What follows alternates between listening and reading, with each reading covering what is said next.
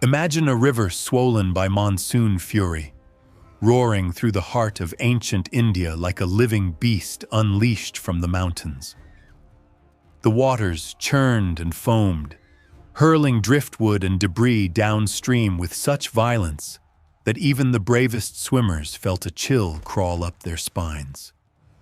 Thunder rolled endlessly across the sky, echoing like the footsteps of gods pacing through the clouds.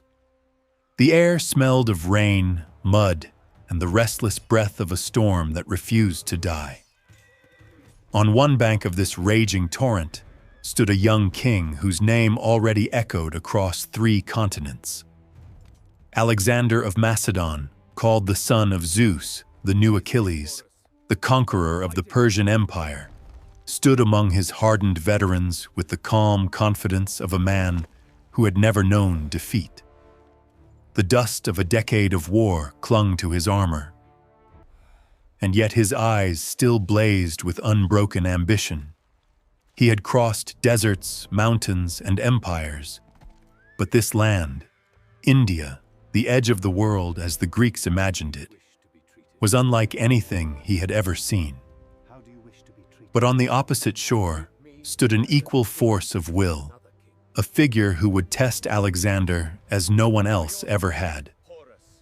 King Porus, ruler of the Paurava kingdom, towered above his men atop a massive war elephant. He was a warrior of legendary proportions, broad-shouldered, steel-eyed, and resolute. Draped in chain armor that shimmered beneath the monsoon light, he looked less like a man and more like a hero sculpted from the earth itself. Around him stood his army, and the beasts that made them truly fearsome. 200 war elephants lined the riverbank, their enormous bodies armored, their tusks fitted with gleaming steel blades, their howdahs packed with archers and javelin throwers.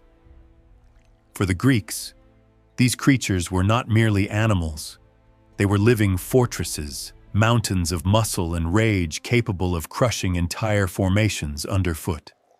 Even Alexander's seasoned cavalry horses trembled at the scent of them. This confrontation on the banks of the Hydaspes was not simply another chapter in Alexander's conquest.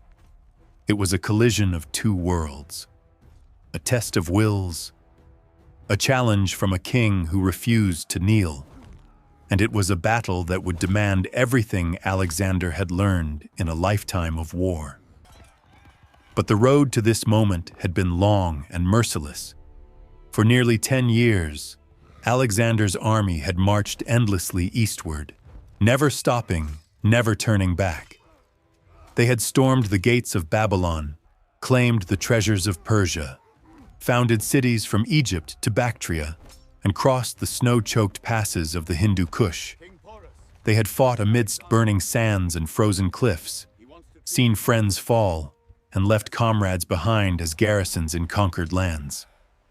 What remained now was an elite force, around 40,000 infantry and 5,000 cavalry, hardened by countless battles, unified by the belief that as long as Alexander rode at their head, victory was inevitable. India, however, was different. It was not a single empire like Persia, where cutting off one head caused the entire body to collapse. Instead, it was a vast mosaic of kingdoms, tribes, and proud warrior rulers, each defending their land with fierce loyalty. Some bent the knee when Alexander approached. Others offered tribute to avoid destruction. But only one stood firm, refusing to surrender even an inch of soil: Porus. When Alexander sent envoys demanding his submission, Porus did not hesitate. His response was simple, direct, and unmistakably defiant. He would meet Alexander, he said, but only on the battlefield, spear in hand. It was not arrogance, but honor. It was the answer of a king who believed in duty more than survival, who would rather die than kneel. For Alexander, this was irresistible.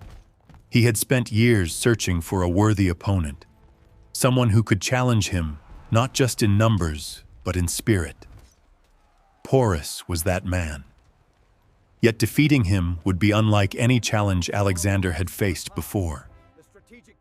Porus commanded ground he knew intimately. His troops fought for their homeland, and above all, he possessed a weapon that could turn even the bravest soldiers pale. Elephants, and not just a handful, but 200 war-trained giants capable of turning a battlefield into carnage. Alexander understood the danger. His commanders understood it. Even the phalanx veterans, who had held against everything from Persian immortals to steppe archers, felt uneasy.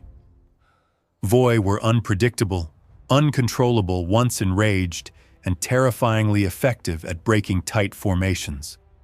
A single elephant in madness could crush dozens. 200 could shatter an entire army. But Alexander was not a man who stepped back from danger. He prepared himself for the most complex battle of his life. When he reached the Hydaspes River, the monsoon had turned it into a nightmare. Waters surged in violent spirals. Waves slammed against the banks. The current tugged at anything that entered, like a beast dragging prey underwater. It was a river that dared anyone to cross it. Porus waited calmly on the far side. He made no move to attack. Why should he? Alexander had to cross first, and the moment the Macedonians set foot in the water, Porus's elephants and archers would massacre them. Alexander knew this, and so began a long, silent duel of minds between two commanders who understood the stakes perfectly. He built a great camp opposite Porus, raising tents, storing supplies, parading troops. Porus responded by spreading his elephants along the riverbank like immovable sentinels. At night, Alexander sent soldiers marching up and down the bank, shouting, blowing horns, beating shields, giving every impression of preparing to cross. Every night, Porus reacted. He shifted elephants. He moved cavalry. He kept his men awake and ready. Night after night, the storm of noise continued, and gradually, fatigue began to eat at the Indian camp. The elephants grew restless and irritable. Soldiers struggled to stay alert. Porus himself began to suspect that Alexander was only trying to exhaust him.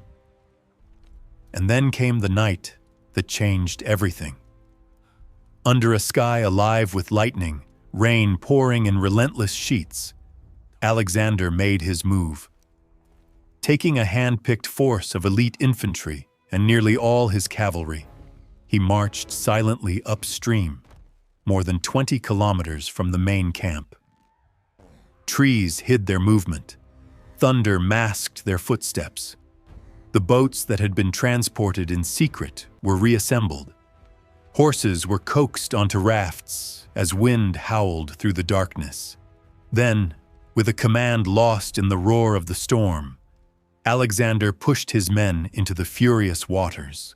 The crossing was chaos. Boats swayed dangerously. Men clung to the sides. Some slipped and vanished beneath the foaming waves. But there was no turning back. Thunder drowned out their fear. Lightning lit their faces as they fought the current. And finally, after a desperate struggle, they reached land, only to discover they had landed on an island mid-river. There was no choice. They plunged into the water again, armor dragging them down, mud sucking at their feet, horses thrashing. But inch by inch they fought forward until their hands finally gripped solid ground. Alexander had done the impossible. He had crossed the Hydaspes in a raging storm, right under Porus's nose, but the true test was still ahead. Porus was already preparing to answer this challenge, and the greatest battle of Alexander's life was about to begin. When word reached Porus that Alexander had crossed the river, he felt the first tremor of a decision that would shape the fate of his kingdom. The storm still lingered in the air, its humid breath clinging to the land, but the sky was brightening. The prince, who rode into the camp breathless, soaked with rain and mud, brought not just news, but a challenge that could not be ignored. An enemy force had appeared on the far bank, smaller than Alexander's full army perhaps, but undoubtedly led by Alexander himself. Was this the true assault, or merely a feint? That question hung in the air like a blade poised above Porus's throat. Porus knew Alexander's reputation. The Macedonian king was a master of deception, a man who could turn a whisper into a weapon. If Porus marched his whole army to meet this threat, and Alexander's main force crossed behind him, disaster would follow. If he sent too small a contingent, and the crossing was genuine, that contingent would be slaughtered, and Alexander would spill into the heart of his lands unchecked. Either way, hesitation meant ruin. He made his choice.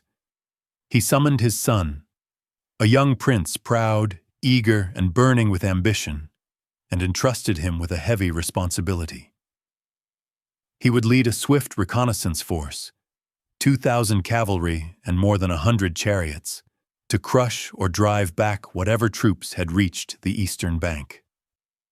The prince mounted his chariot, raised his spear to the sky, and sped away with confidence, unaware that he was about to ride straight into the jaws of a trap crafted by the most brilliant tactician of the age. Alexander, meanwhile, wasted no time. His boots were still soaked from the river, and the mud clung to his cloak like heavy chains. But he pushed his cavalry forward at once, leaving his slower infantry to assemble behind him. He knew that surprise would not last long. To delay for rest or warmth would be to surrender the initiative he had risked so much to gain. His horse archers, those agile nomads from the steppes who could shoot with deadly accuracy even from a gallop, fanned out across the grassy plain, scanning for movement. They were the first to spot the chariots racing toward them. The clash came swiftly and violently. The ground was still soft from the storm, and the Indian chariots, designed for flat, dry terrain, sank into the mire. Their wheels churned helplessly. Horses struggled for footing, and the once majestic vehicles became awkward wooden cages. Before the charioteers could reorganize, Alexander unleashed a shower of arrows from his mounted archers. The sky darkened with missiles. Men toppled. Horses panicked. The formation began to break. Then the thunder of hooves echoed across the plain as Alexander himself led the companion cavalry into the fray. Their long lances leveled like a wall of spear points, their wedge formation slicing through the disordered Indian cavalry. The prince fought valiantly in his chariot, urging his men to hold, but they were up against soldiers who had shattered armies far greater than this one. Macedonian lances pierced shields, armor, flesh. Riders were thrown from their saddles before they could even swing their swords. The companions carved a path of devastation through the Indian ranks. And in the chaos, the young prince fell, struck down while trying to rally his retreating soldiers. By the time the survivors staggered back to Porus, drenched in sweat and grief, they brought more than defeat. They brought certainty. This was no feint. Alexander had crossed with a formidable force, and he was already advancing. The death of his son hit Porus like a blow to the chest, but he did not falter. There would be time for mourning later. Now was the hour of battle. He ordered the army to assemble. War elephants were fed, armed, and positioned. Infantry gathered in massive blocks, their shields painted with symbols of their clans. Cavalry lined the flanks. Porus donned his armor, climbed atop his largest elephant, and took his place at the head of the host.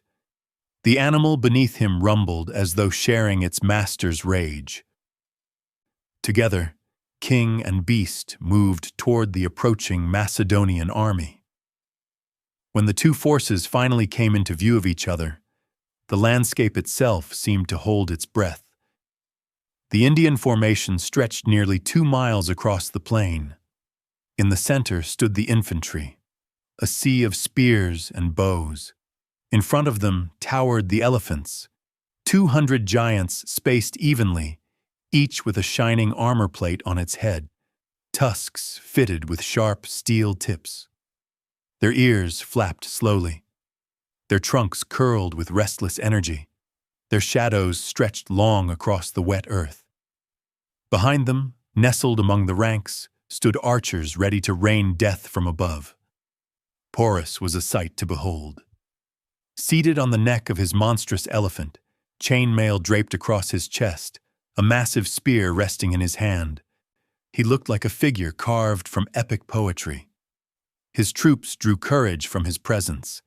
His enemies felt a chill merely gazing at him. Alexander studied the opposing formation with a tactician's eye. He had faced the great king of Persia, the Scythians, the mountain tribes of Afghanistan, and countless others, but he had never confronted anything like this. The elephants were the key. A frontal assault by the phalanx would be suicide. Charging with cavalry would be madness. Alexander saw not just danger, but opportunity. The Indian cavalry was divided between the two flanks. The elephants were anchored in the center. If he could break the Indian flanks before the elephants engaged, he could collapse the formation like a folding fan. He deployed his troops with meticulous precision. The Macedonian phalanx formed the center, but held back, waiting. To his right, he massed nearly all his cavalry.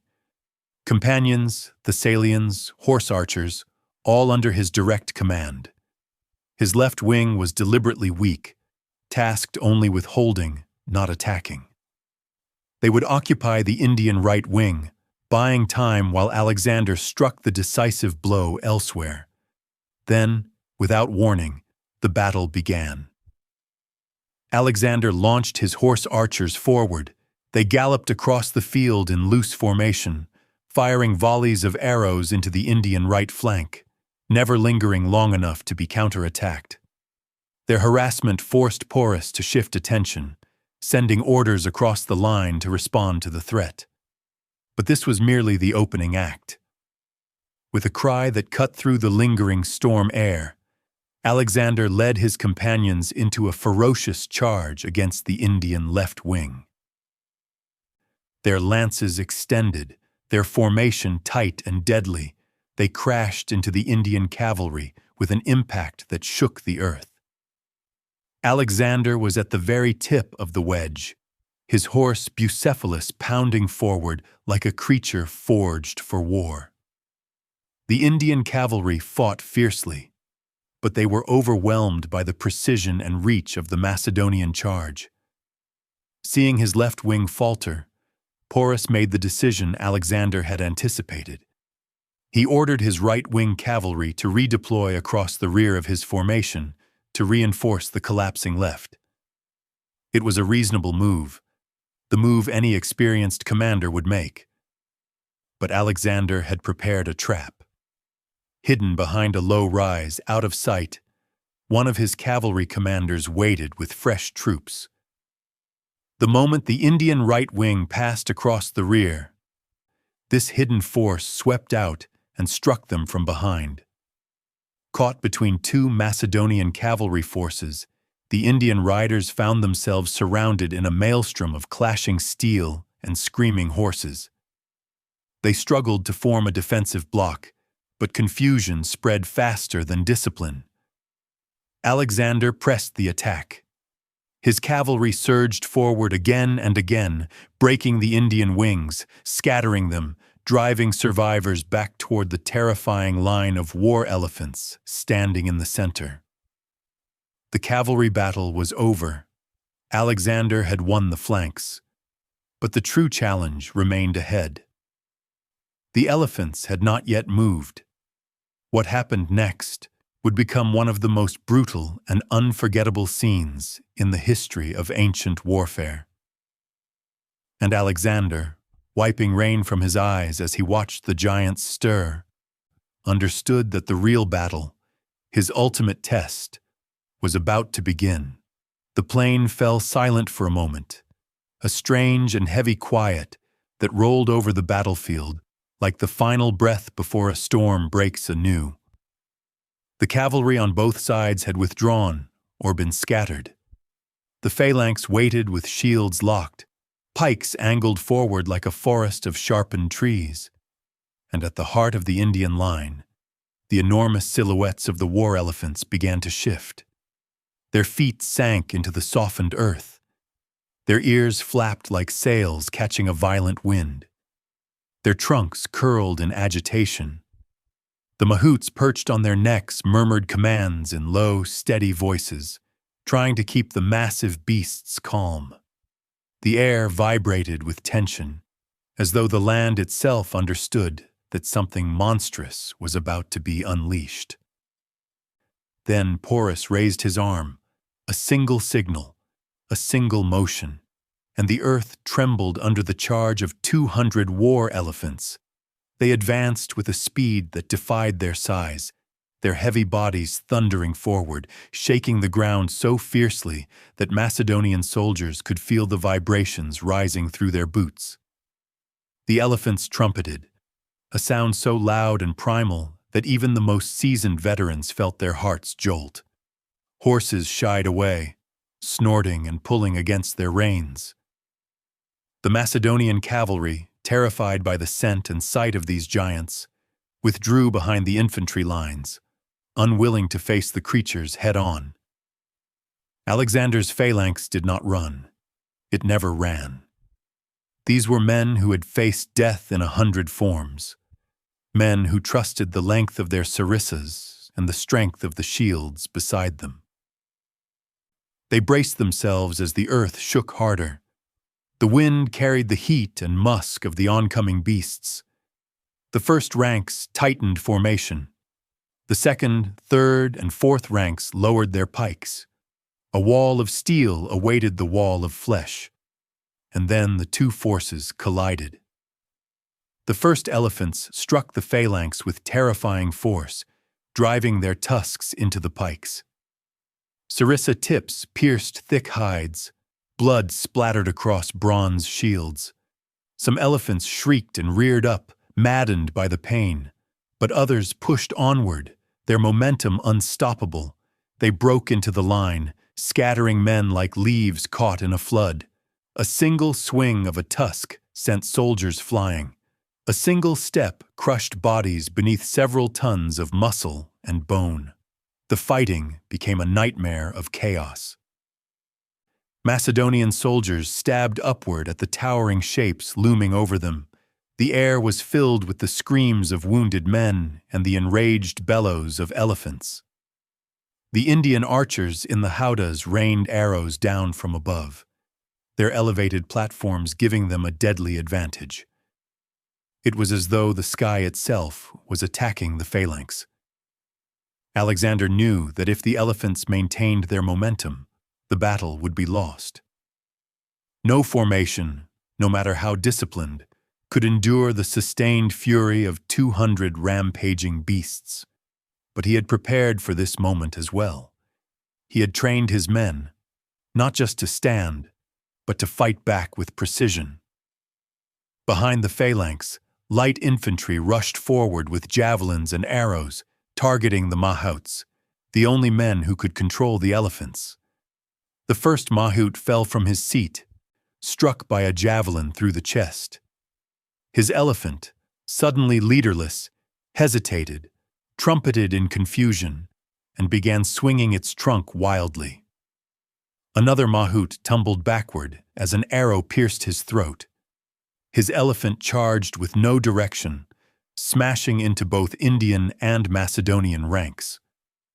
The battlefield became a storm of uncontrollable giants, their massive bodies crashing into friend and foe alike as they reacted to wounds, pain, and terror.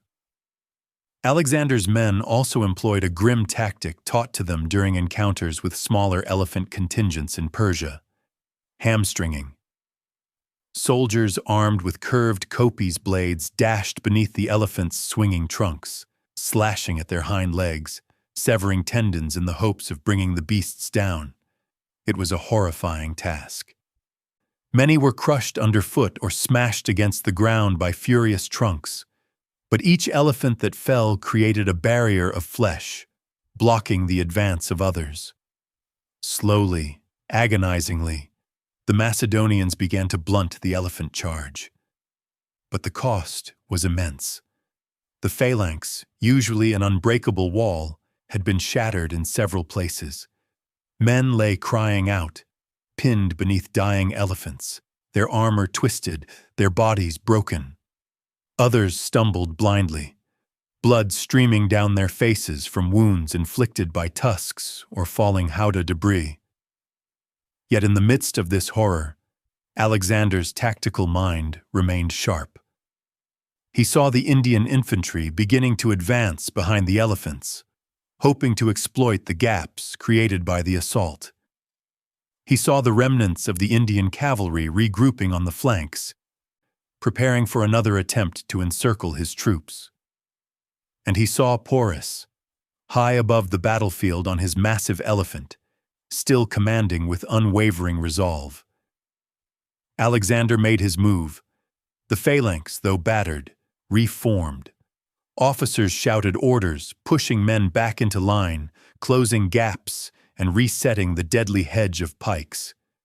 With a unified roar, they began to advance once more, pushing the Indian infantry back step by step. Their discipline was iron, their courage unbreakable. They marched forward as if the weight of the world was on their shoulders, and perhaps it was. At the same time, Alexander rallied his cavalry for a final decisive strike. Their horses were still trembling, but the riders held firm. Alexander's voice cut across the field like a bolt of lightning, steadying them. He pointed toward the disordered Indian rear, now exposed by the collapse of both flanks. His cavalry surged forward. They raced around the edges of the battlefield, kicking up mud and rainwater, sweeping behind the Indian line like a steel tide. The moment the Macedonian cavalry struck the Indian rear, the trap snapped shut. Porus's army was now caught between the relentless advance of the phalanx in front, the hammer blow of the cavalry behind, and the chaotic, panicked thrashing of wounded elephants in their midst. Units began to crumble. Infantry broke formation. Some tried to run and were cut down. Others dropped their weapons and begged for mercy. The once mighty Indian battle line that had stretched proudly across the field now dissolved into clusters of desperate fighters surrounded on all sides. And still Porus fought on.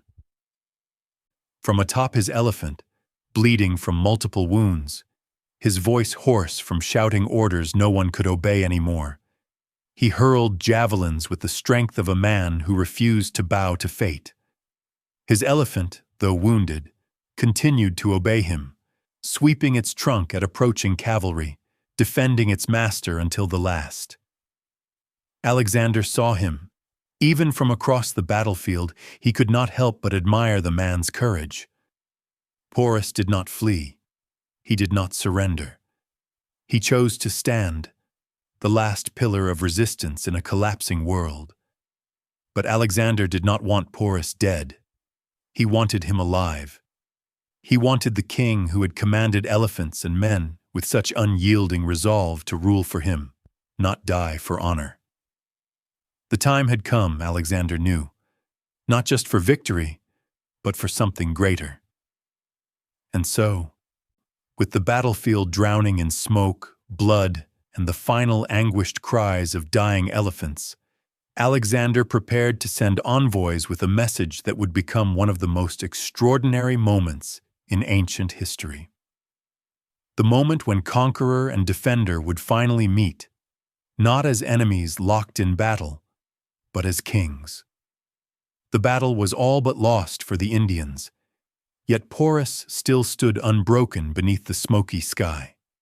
His elephant, exhausted and bleeding from several wounds, swayed with each step, but the giant creature refused to fall as long as its king remained upright. Porus gripped his spear tightly, his breath ragged, his body trembling from blood loss. Every movement clearly caused him pain, but he endured it with the stoic resolve of a man whose will outmatched his flesh. Alexander watched this spectacle from horseback.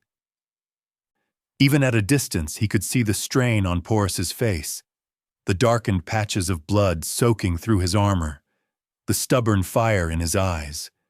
It was a kind of courage that transcended the battlefield. Most commanders fled when their lines collapsed. Some surrendered when the situation turned hopeless. Only a rare few chose to stand tall in the ruins of their army and fight to the last heartbeat. Alexander had always admired such men, for he saw in them the reflection of his own relentless spirit. He realized then that if he pressed further, Porus would fight until death claimed him. And that, Alexander thought, would be a waste of a man worthy of respect. He signaled for the fighting around Porus to cease. His men, who had been ready to close in for the final blow, hesitated, confused by the sudden halt. The battlefield was still violent on all sides. Elephants stumbling through the carnage, Macedonian cavalry chasing down fleeing infantry. But around the king of Parava, a strange pocket of calm began to form. Alexander sent a messenger forward, a young officer riding cautiously, waving a white cloth. He approached Porus at a respectful distance and delivered the Macedonian king's message. Porus was to surrender. Alexander promised safety. He promised honor. He promised mercy. Porus answered by lifting his spear and hurling it with surprising force. The weapon missed the messenger by inches, embedding itself deep into the muddy ground.